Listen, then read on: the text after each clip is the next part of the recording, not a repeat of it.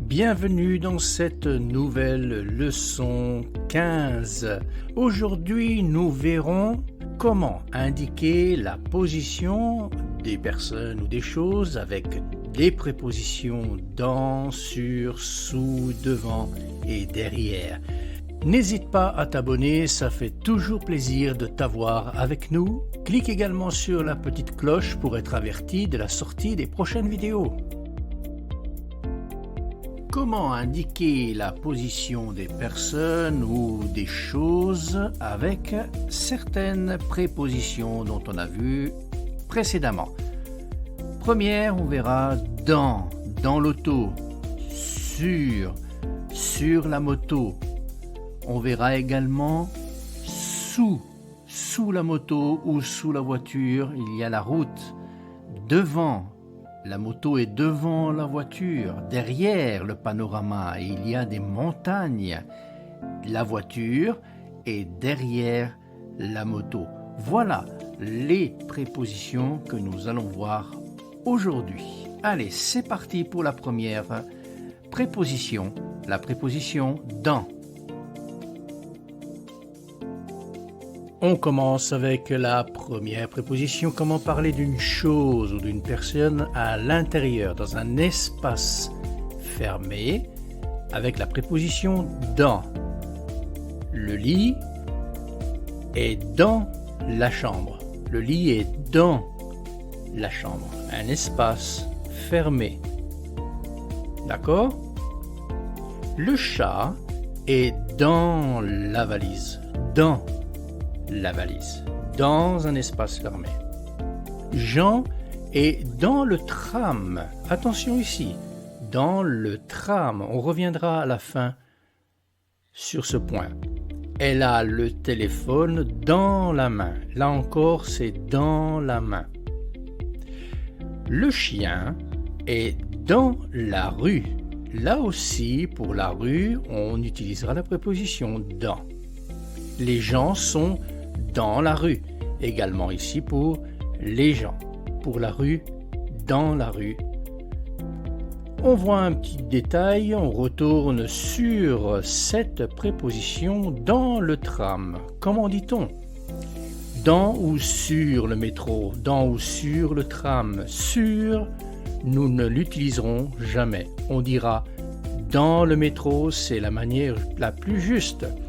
Dans le bus, dans l'avion, dans la voiture. Pour parler d'un espace fermé, on utilisera toujours la préposition dans.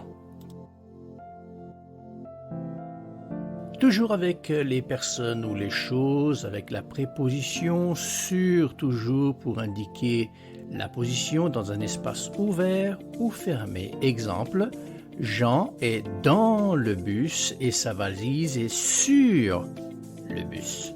Sur le bus. La famille est sur la plage. Elle est sur la plage. Les livres sont sur l'étagère. Ils sont au-dessus, sur l'étagère. Le café est sur la table. Là encore, sur la table.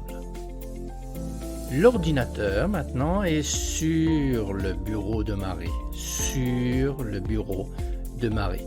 Pour indiquer avec la préposition sur les choses ou les personnes dans un espace ouvert ou fermé. Toujours avec les choses et les personnes, avec la préposition sous maintenant. C'est l'opposé de la préposition sur. On parlera de l'opposé. Jean est assis sous sa valise qui est sur le bus. D'accord ? L'opposé de sur. Le sable sous les pieds est chaud. L'étagère sous les livres est vieille. La table sous la tasse est grande. Le bureau de Marie est sous l'ordinateur. Sous l'ordinateur. On utilisera la préposition sous pour indiquer l'opposé de sur. Toujours avec les personnes et les choses, avec maintenant la proposition derrière et son opposé devant. On fait quelques exemples. La fenêtre est derrière le lit. Derrière le lit. La table de chevet est devant le lit. L'oreiller est derrière le coussin. D'accord ? Autre exemple. La plage est devant l'hôtel. Devant l'hôtel. Les parasols sont sur la plage devant l'hôtel. Devant et son opposé derrière.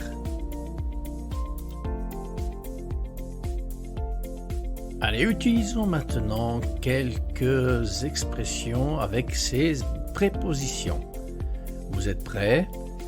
Julie est dans sa voiture.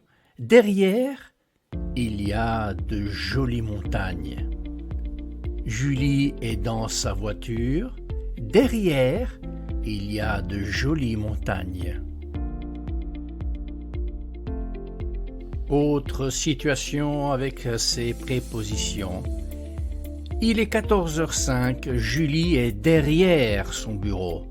Son ordinateur est devant elle, sur son bureau. Il est 14h05, Julie est derrière son bureau. Son ordinateur est devant elle, sur son bureau.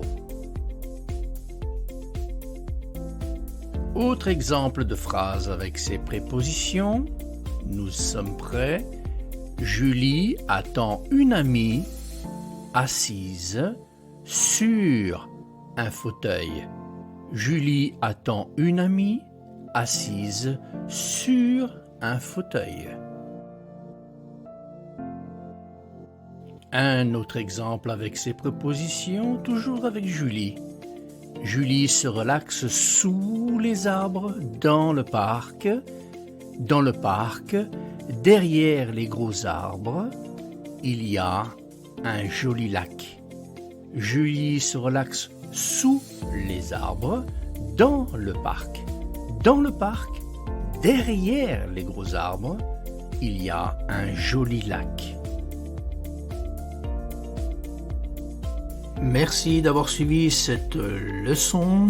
N'oubliez pas de faire vos exercices dans le livre en papier.